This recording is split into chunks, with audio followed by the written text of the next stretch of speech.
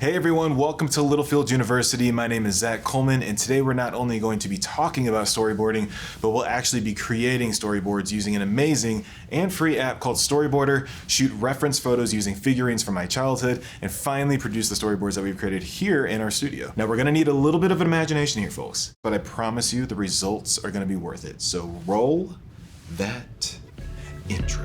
Check it out.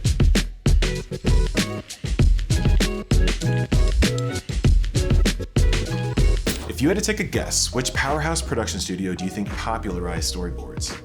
Now, I'll give you a hint. Three Little Piggies secured them their second Academy Award for this film.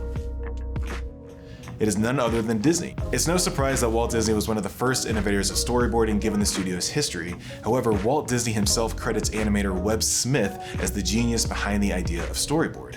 Smith would draw out scenes and pin them to a bulletin board in the sequence to show the action unfold, therefore creating storyboards. Now, according to Walt Disney's daughter Diane Disney Miller, the first complete storyboards produced by Disney's animators were for the 1933 short Three Little Pigs, as part of Disney's Silly Symphony series between 1929 and 1939. Smith's storyboards work great as a reference due to how close the finals look is in comparison to his original storyboards. In fact, if you're interested, Disney offers the full 8-minute short on Disney+. Now, a few years later in 1939, the first live-action film to storyboard their entire film was Gone with the Wind. And if you're old enough to remember that it used to take 2 VHS tapes back in the day to watch the whole film, you'll know that that is a lot of storyboarding. So here's an example of how dramatic production designer William Cameron-Menzies went with their storyboard depictions for the film. Using deep oranges to highlight the fire from the iconic burning of Atlanta scene, the film used similar amber hues in its principal photography. So now how do you storyboard, and how do you storyboard if you can't draw? Remember that little bit of imagination I was telling you about earlier? Now, when I was a kid, I used to play with figures all the time. They'd be like, "Where's that guy?" And I'm like, "Why are you even asking, hypothetical person? You know that he's playing with figures on his waterbed." And yeah, I had a waterbed when I was a kid. Now, the figures that I always chose were 2 nondescript adventurers I dubbed Jason after my favorite Red Power Ranger at the time, and Elisa, a name I chose because I didn't really know how to pronounce Eliza from Gargoyles properly. Now, as you can tell, these guys got a lot of play when I was a little kid, so in honor of some of the greatest adventures from my childhood, I've decided to give Jason and Elisa a short film, a dinosaur short film that we'll call... Wow, that was really dramatic, but inspired by one of my favorite scenes from Jurassic Park, Jason will guide Elisa over walkies as she attempts to find a raptor nest.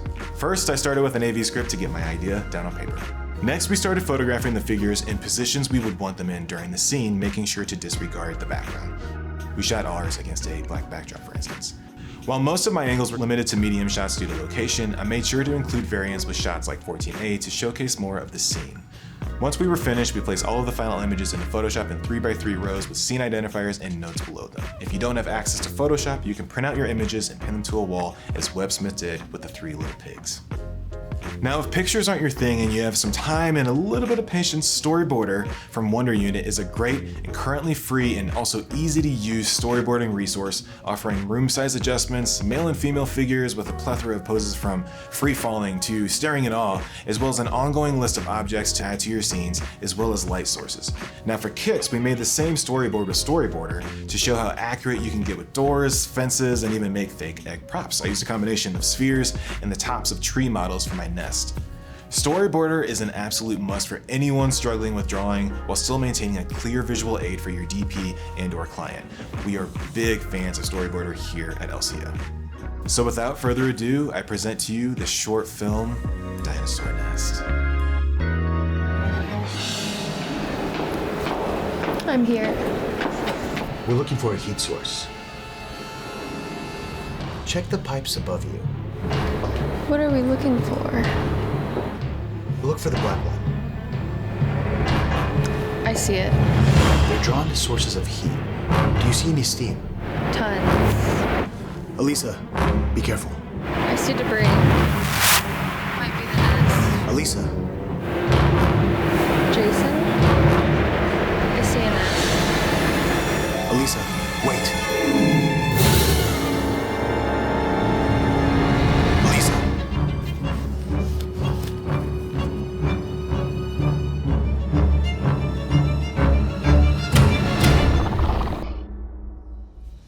she make it out alive? Who knows? Hey, let us know what you think by leaving a comment below. If you enjoy the video, do us a favor and give it a thumbs up, subscribe to our channel, and of course, click that bell icon to get notifications for when we post new videos. Thanks again for watching, everybody. Keep filming those little hearts out, and I will see you next time.